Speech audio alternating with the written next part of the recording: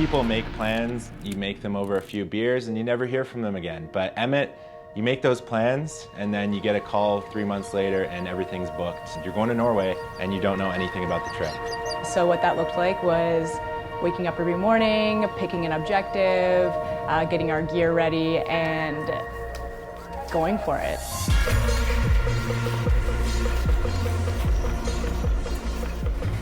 When you're doing a trip like this, you kind of have to try and line up these 4 pillars for success. That's a good team, good location, good conditions, and the right tools in order to capture everything. When you have all 4 of those pillars, it creates something magical. We've got Halvard, who's our skipper. He's been obsessed with sailing his whole life and is just the most perfect guy to have as a skipper in any situation because he's had such an incredible history sailing, but was super humble. You'd never know by looking at him. Actually, you probably would know by looking at him. He looks like a sailor. Played ball hockey with some locals on the island one night as well because Halvard knew some of the people playing. Being a bunch of competitive Canadians, we just went, I think, a little bit too hard. Halvard's gonna bandage me up.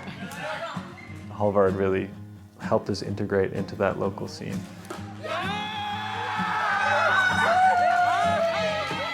Kajsa and Ebba are lunatics in the best way possible. They will send it down a mountain harder and faster than anyone I've ever met. They were the ones getting the team stoked to do these things that we had never really done before. Really motivating to have just these 2 super experienced skiers leading the way like that.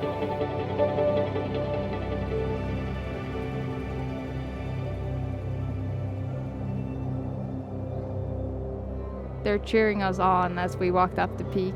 Nona is the peak! Hey! Nona is the peak! Hey! Nona is the peak! Nona is the peak! With the view overlooking everything, we could see their arms waving on the other side of the mountain. It's one of my best memories.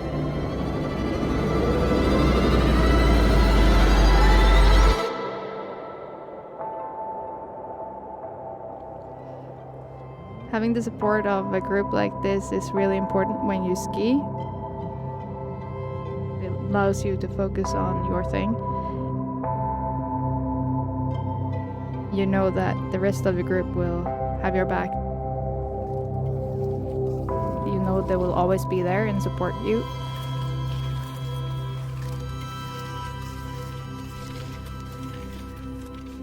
Our guide, Christian, has a military background, wrote the guidebook for the area, probably was the best person in the world to be in that terrain with. We were all focused on filming and we knew that Christian had our back and knew the area so well. Stable, it's not that wet.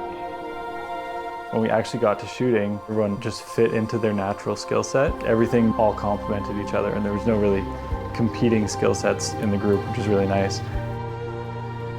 Being able to bring a Sony a7S III compact in your bag with all the lenses you need is game-changing. When you're going up tight couloirs, you need to be light, you need to be nimble. There's rocks falling from the cliffs, there's snow coming down the slope. If you need to get out of somewhere, you can't have a 50, 60 pound camera on your back. We're getting shots, let's go. We're shooting really run and gun, small cameras, small lenses, to be able to actually get those moments that you can't stage. Using these Sony cameras allowed us to shoot in conditions that previously were impossible, such as shooting Northern Lights. Halvard had been talking about this dream of his to sail his boat below the Northern Lights. Everything kind of lined up. We had a bit of wind, perfectly calm water, Northern Lights, and a clear sky.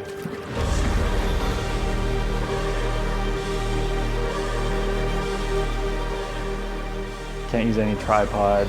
For like shooting handheld, we're able to actually get usable images out of these cameras shooting in basically no light. I think Zach was shooting at 80,000 ISO.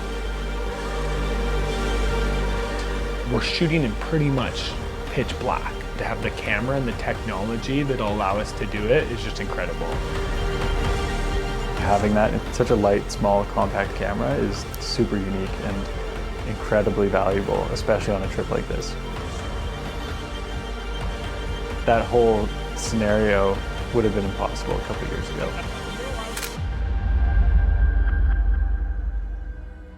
The team was great. We had an amazing location. Lofoten is absolutely spectacular. We had really good tools for the job. These cameras allowed us to shoot in all these different environments. We could take them up mountains and shoot in incredibly low light conditions.